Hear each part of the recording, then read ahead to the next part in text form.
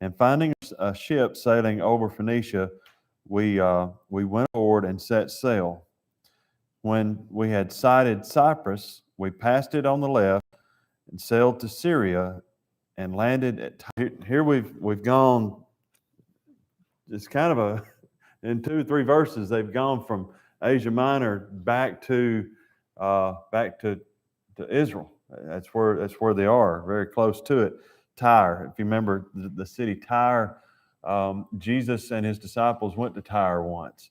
Tyre and Sidon, if you remember that. Tyre was a Phoenician city. It was a Gentile city, actually, just outside of the borders of Israel. So this is where they've come to. It's on the edge of the sea, and they had the ship that they were on had to unload the cargo. In verse 4, it says, "In finding disciples, we stayed there 7 days. They told Paul through the Spirit not to go up to Jerusalem." In other words, and what that is saying there, it's not saying to Jerusalem and you're going to be apprehended. It's going to be bad if you go to Jerusalem. And Paul's like, I'm going to Jerusalem. That's where I know that's where I'm going. You think about maturity and maturity of a believer, and when you know that it's one thing to sit and be arrested where you are, or to run and be arrested from where you're trying to get away from, but to pack up everything that you've got, knowing that you're going to be arrested and probably executed, is to pack everything up that you've got and go back to where this is supposed to happen. Think of that. Think in terms of that going on. So they get to Tyre, and they find the disciples. We stayed there 7 days and told Paul through the Spirit not to go up to Jerusalem. And when we had come to the end of those days, we departed and went on our way. And they all accompanied us with wives and children until we were out of the city. Paul going back, and all these people that he's ministered to all over the known world, they're following him, and their families and everything following him out to the edge of the city, and they're having prayer out there at the edge of the city, and knowing that this is going to be the last time that they see Paul. In verse 6, it says, when we had taken our leave of one another, we boarded the ship, and they returned home. And when we had finished our voyage from Tyre, we came to Ptolemais, greeted the brethren, and stayed with them one day. And on the next day, we who were Peter. I showed the picture well, can't think of the name of it now.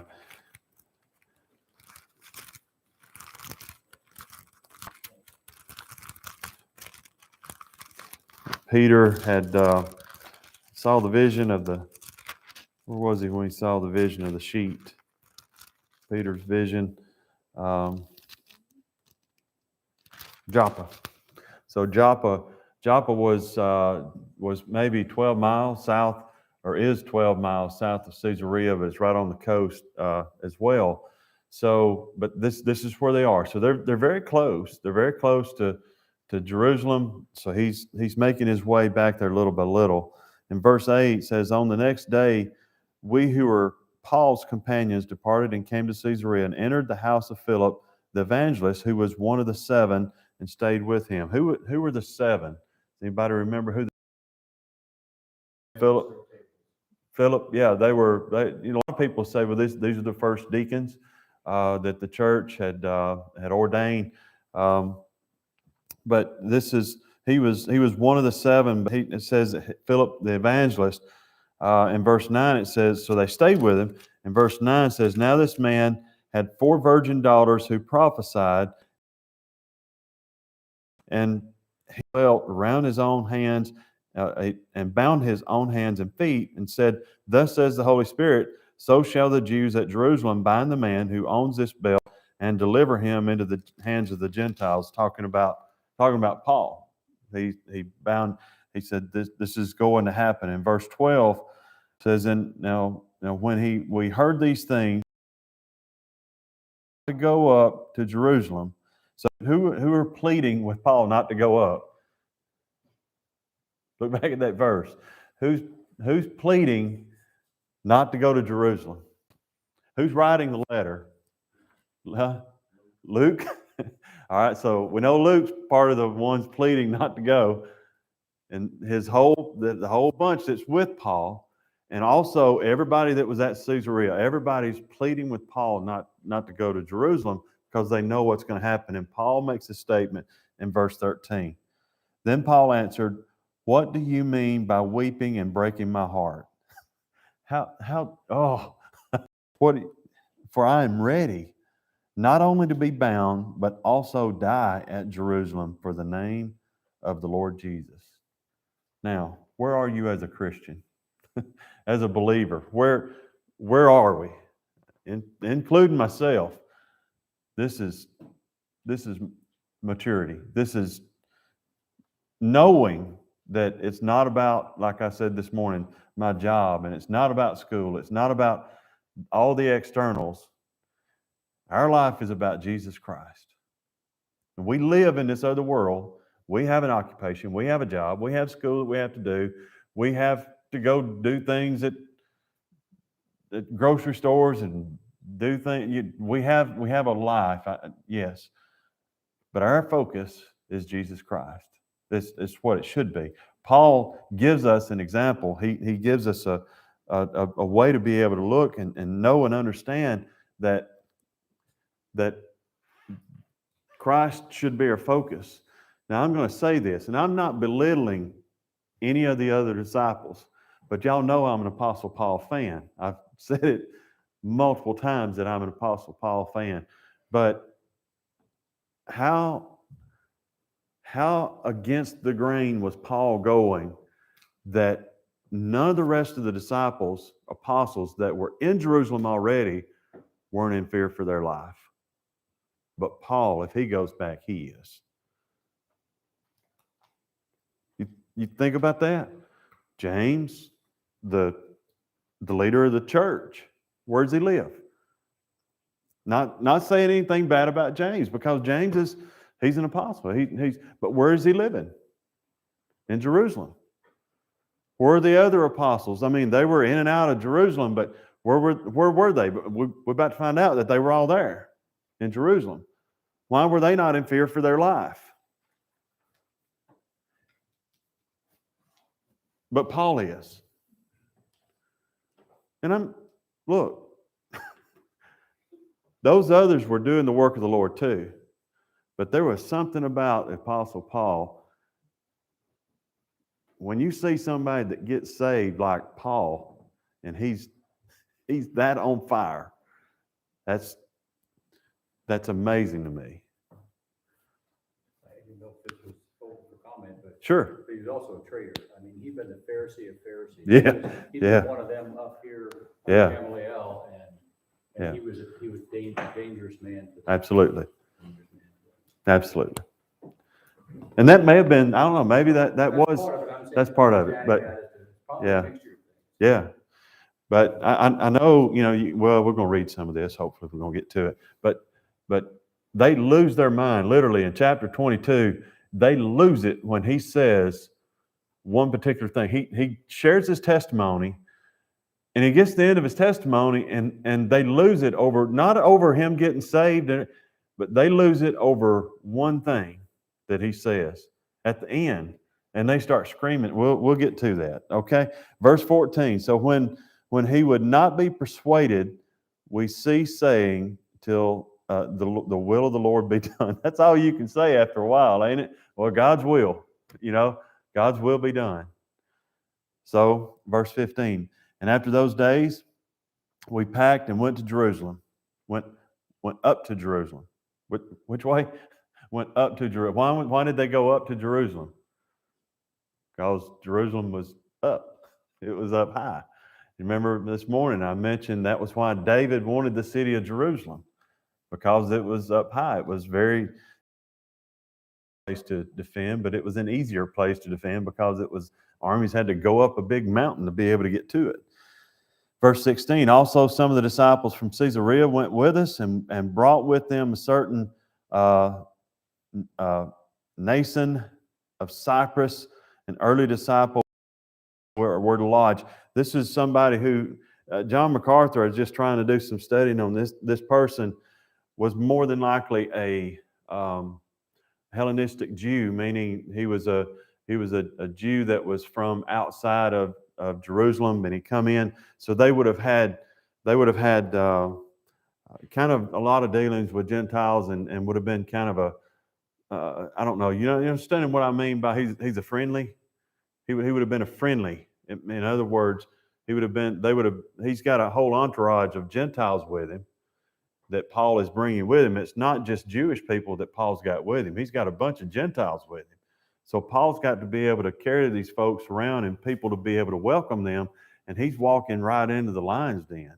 He's bringing all these Gentiles, and knowing that they're connected to Paul, he's trying to make this as safe as he can make it when they go back to Jerusalem. So that's who this guy is. Verse 17. And when we had come to Jerusalem, the brethren received us gladly.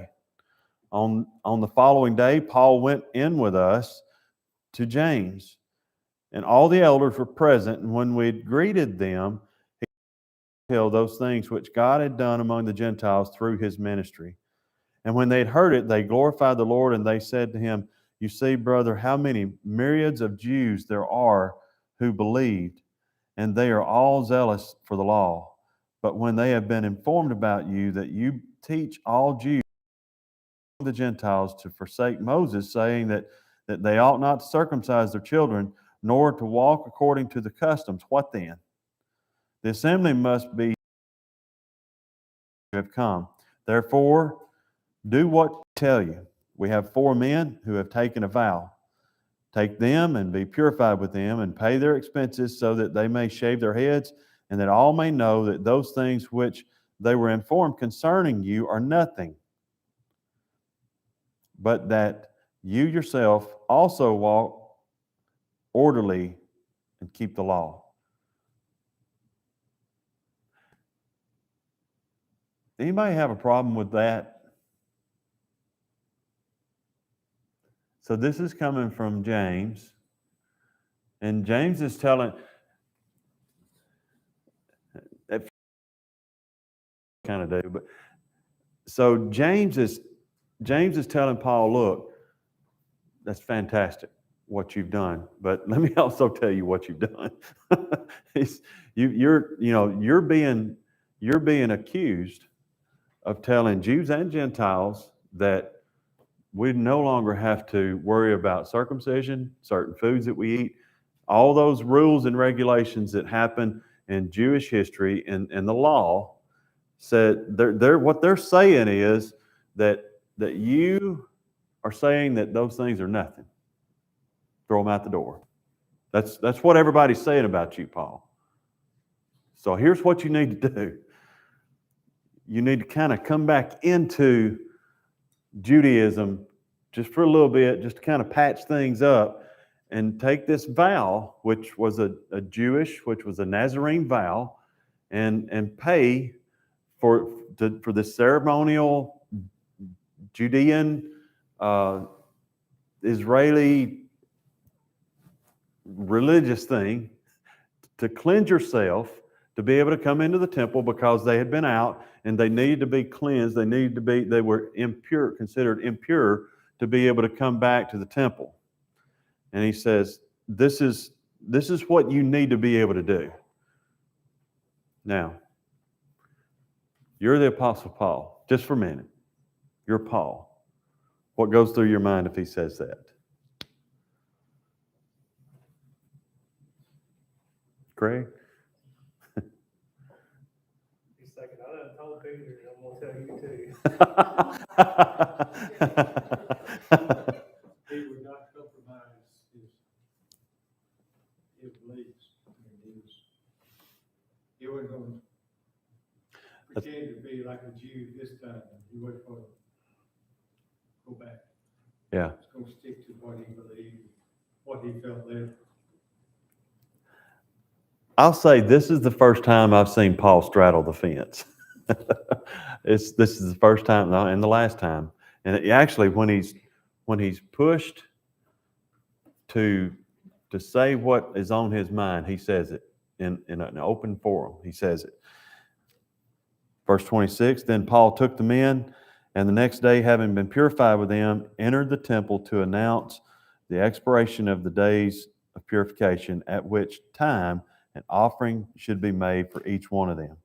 Now that when the 7 days were almost ended, the Jews from Asia, keep a count here, who all's doing something here. Now when the 7 days were almost ended, what 7 days? The 7 days of purification. Keep in mind, this is a very Jewish ritual thing, okay?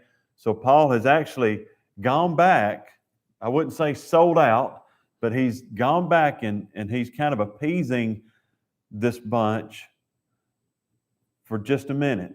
And I think probably a lot of it had to do with because all these Gentiles are here and he's trying to, you ever tried to keep peace? Well, he's in the lion's den here, and I think he's trying to keep peace, but he eventually says, look, enough's enough. So, but let's. It depends on, like, if you try to apply that to our own lives, I think it depends on, why you're doing it. Like, I know Paul is not going through this religious ceremony because he's going back and saying this is one of the ways you achieve salvation. No, he's not doing that. But I'm thinking if I'm in another culture and I want to I know that my ultimate goal is to share the gospel with them. Certain things I have to respect, even if in my mind I know it's a bunch of whatever ritual, but I have to respect it. For example, if we were to ever go to a mission trip to the Middle East, as a woman, if I wanted to I would have to dress a certain way, cover my head, and I think that's a bunch of whatever. But I would do it if it got me a conversation. I think that's a with fair somebody. comparison. So I don't know if that's what's going on with Yeah. Paul, but I think it's a fair comparison. I didn't think about He's done that. something Yeah. similar already, though. To get into the temple and the feast, you would have had to go through this. Yeah. And he'd already done that with Right. Timothy, right? But there's no doubt Paul has said the things that James is saying, okay, this is what everybody's saying that you said. And actually, they've already covered that over earlier in the book of Acts. And you remember they told them, said, yeah, just talking about the Jews. They don't have to, the Gentiles, they don't have to keep all the laws and the rituals, but abstain from sexual immorality, from things, remember things strangled, and I forget what he's about to say it. But let's go ahead and finish, and we'll get to that. But anyway, keeping in mind of who all's with them, verse 27, now when the 7 days were almost ended, the Jews from Asia, seeing him in the temple, stirred up the whole crowd and laid hands on him, crying out, men of Israel, help. This is the man who teaches all men everywhere against the people, the law, and this place. And furthermore, he also brought Greeks into the temple and has defiled this holy place. So this guy's coming and he's saying all the things that James was saying. And he says, but Gentiles into the temple and defiled the temple. Thing. Now they didn't do that. He didn't do that, but it would have been it was a big thing. So they've trumped up this charge against him.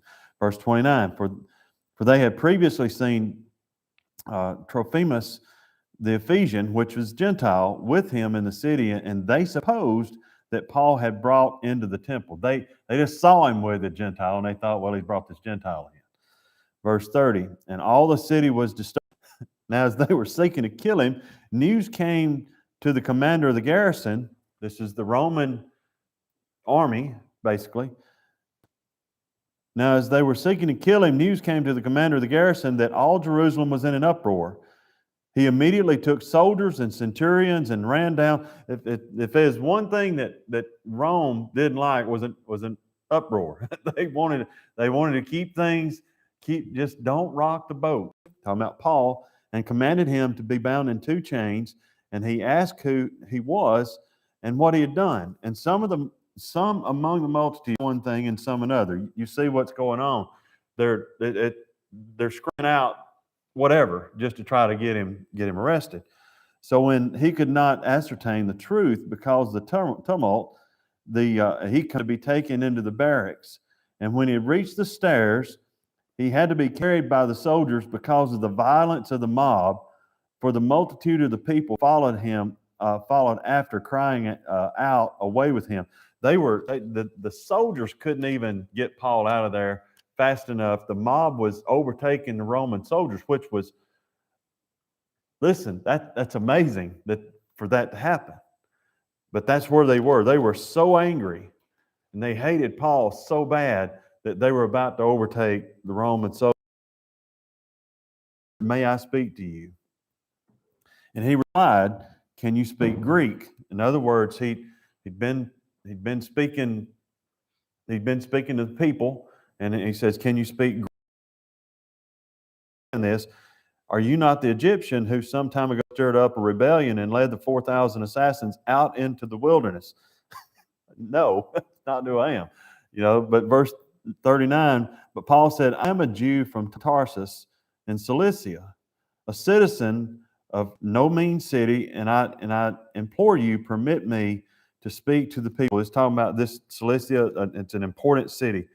Paul is laying the groundwork in just a little bit to let this guy know, and motion with his hand to the people. And then there was a great silence, and he spoke to them in a Hebrew language, saying, now this is where we start with chapter 22. So what you've got is you've got the Apostle Paul with soldiers separating the people up on the top of the staircase, and they can't get to him now. So, but they're all standing down there below, and he's talked this commander into being able to let him say something. So this is only Apostle Paul would do this. When I need to be able to speak. I need to, and what do you think he's going to do? He's going to share his testimony. He's going to share the gospel. He's going to share his testimony to these people. This, you've already heard this, so we're just kind of, with the exception of a verse or two, I'm just going to kind of read through this. But verse 1 says, "Brethren and fathers, hear my defense before you now." And when they heard that he spoke to them in the Hebrew language, they kept all the more silent. In other words, when he started speaking in Hebrew, they understood, they wanted to know what he was saying. And he said, "I am indeed a Jew born in Tarsus of Cilicia, but brought up in the strictness of our fathers' law, and was zealous toward God, as you all are today." This is Paul giving his testimony. "I persecuted this way to the death." This is talking about, I persecuted the church, is what he's saying, "to the death, binding and delivering into prisons both men and women, as also the high priest and all the council of the elders, from whom I also received letters to the brethren, and went to Damascus to bring chains, even though and came near Damascus about noon. Suddenly a great light from heaven shone around me, and I fell to the ground, and I heard a voice saying to me, 'Saul, Saul, why are you persecuting me?' So I answered, 'Who are you?' 'I am Jesus of Nazareth, whom you persecute.' And those who were with me indeed saw the light and were afraid, but they did not hear the voice of him who spoke to me. So I said, 'What shall I do, Lord?' And the Lord said to me, 'Arise and go into Damascus, and there you will be told all things which are appointed for you to do.' And since I could not see for the glory of that light, being led by the hand of those who were with me, I came into Damascus. And according to the law, having good testimony,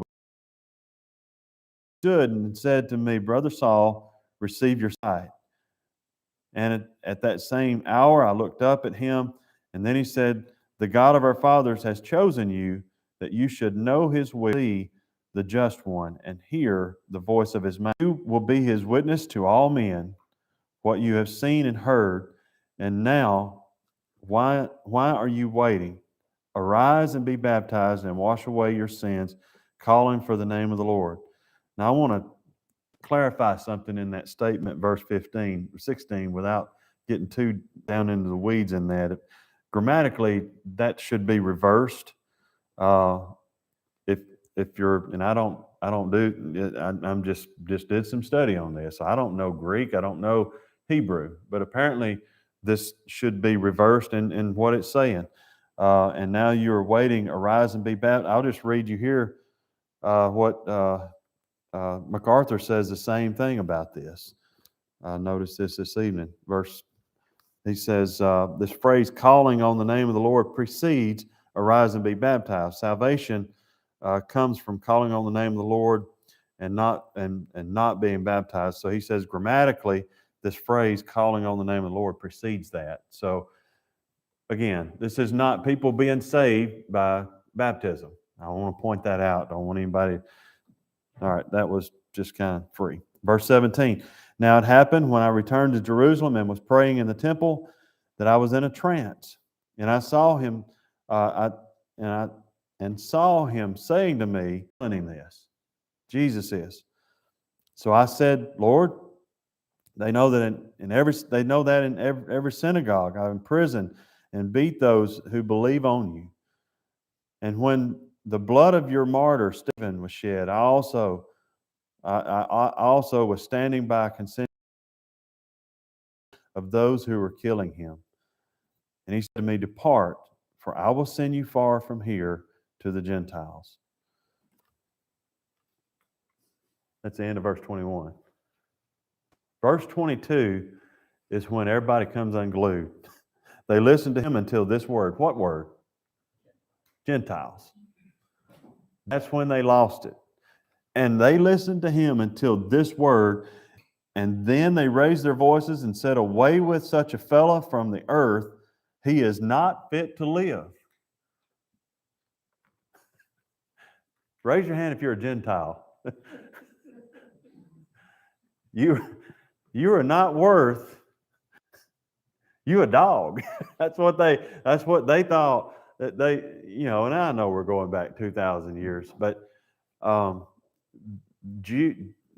Jewish elite, the Jewish, and maybe not even the elite. I mean, some of these guys they're just some guy, some devout Jew but man, you are doing this thing to where you're bringing in Gentiles into God's, into God, and what you're doing is wrong.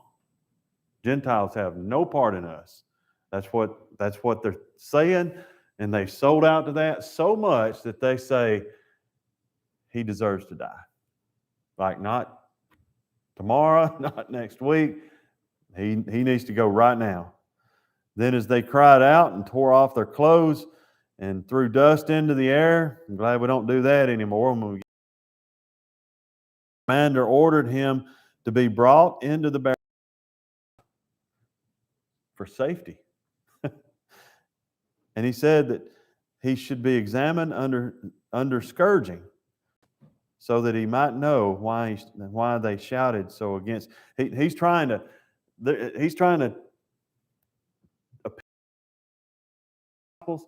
What did Pilate do? He had Jesus beaten. He had him beaten nearly to death to try to appease the crowd, and that's what's going on with Paul. It's kind of the same thing. And they bound him with thongs, and Paul said to the centurion who stood by, here's Paul speaking to the centurion, is it lawful for you to scourge a man who is a Roman and uncondemned? And why is that a big question? Why did Paul ask that question? Because they couldn't kill a Roman citizen. They couldn't even try a Roman citizen. For all this to be taking place, the centurion could actually lose his life because he's involved in this, and Paul is a Roman. He's a Roman citizen. He was dual citizenship. He was a Jew, but he was also a Roman citizen. So now things start to it's a curveball, or maybe even a knuckleball. So here we go, verse 26. When the centurion heard that, he went and told the commander, saying, take care what you do, for this man is a Roman soldier. In other words, what he's saying here, you need to be careful. We got a problem.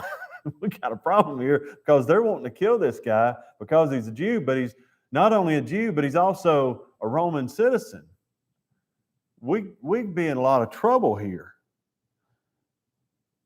Verse 27, then the commander came and said to him, tell me, are you a Roman? And he said, yes. Paul answered, yes. The commander answered with a large sum I obtained this citizenship. And Paul said, but I was born a citizen. Then immediately those who were about to examine him withdrew from him, and the commander was also afraid that he had found out that he was a Roman, and because he had him bound. The next day, because he wanted to know for certain why he was accused by the Jews, he released him from his bonds and commanded the priest and all their council to appear, and brought Paul down and set him before them. Now, they're about to have this, now, instead of a mob mentality where they're out in the streets, Paul's about to be set down in front of the Jewish elites. The Jewish leaders, the high priest is about to be watching him, and he's about to talk to him. We won't cover that tonight. We don't have time to get into that. But in chapter 23,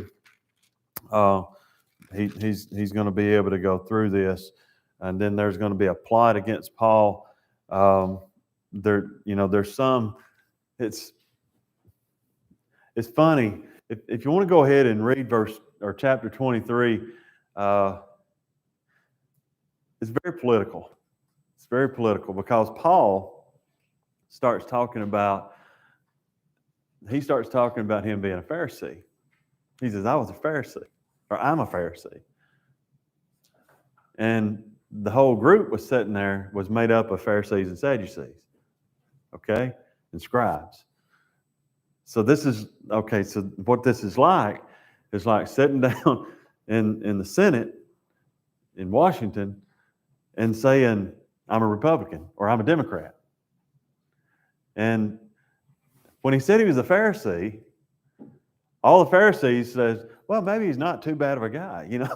Maybe, he's a Pharisee. How can he be that bad of a guy? You know what? I think I'm going to go ahead and I'm going to side with Paul because he's a Pharisee. It's very, very political in nature. So we'll read that next week. But I was reading ahead, kind of studying ahead on that, and I thought that is so 2022. As long as he aligns with my belief system, you're okay. And Paul was aligning with a belief system that he said he was a Pharisee, card-carrying Democrat or a card-carrying Republican or whatever, however you will say that. But as long as they fell into his line of thinking, he was fine. So we're going to see this back and forth between some that said, he's all right, and then the Pharisees, and then some over here that said, no, he's not. He's got to go. So anyway, questions, comments? I have a question. Okay. Further on in 23, Paul says, he's in front of Ananias, and they hit him, and he says something, and they said, well, how dare you insult the high priest? And Paul says, well, I didn't know he was a high priest. Mm-hmm. Is that the same Ananias that was signing his papers to go after? It was.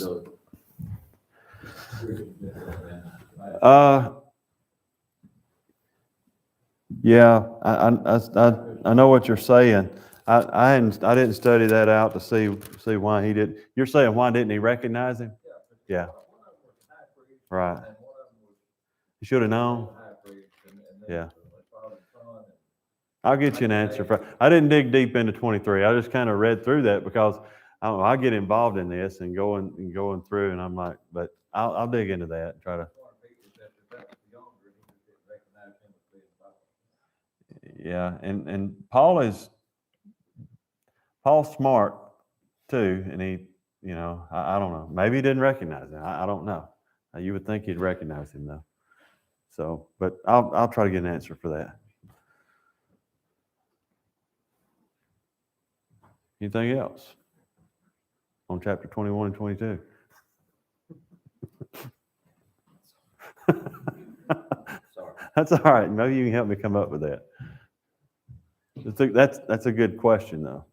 Very good As question. soon as I read it, I. Yeah. You ought to know him. Yeah. We'll find out. All right. Well, nothing. All right. Well, let's stand and be dismissed, I guess.